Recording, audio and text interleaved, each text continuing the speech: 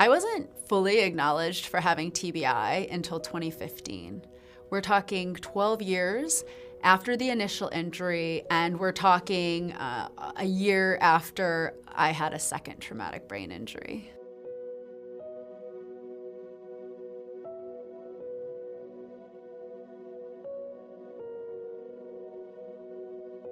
So it took a really long time. It was actually upon leaving active duty that I started to get more medical attention. Now, finally, I get to go on the offensive in my own life. This has been probably the greatest reward, aside from being able to help other people, is to feel that I have choices in my life now. I've always loved sports. I love being outside.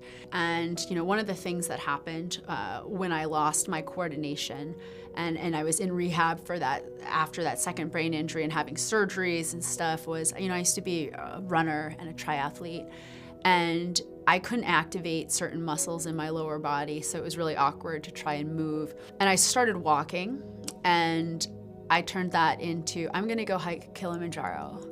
And then I turned that into climbing 4 of the world's 7 summits in less than 3 years.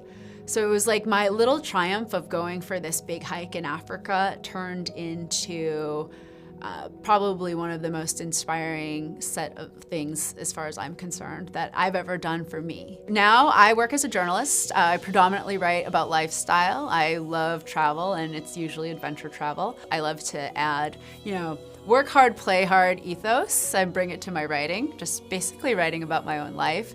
And I've seen it all as a reward for putting myself, out there and saying, I need more help. My best advice for someone who's just coming home or leaving the military and they don't quite feel right is to ask for what you think you need, to be a self-advocate.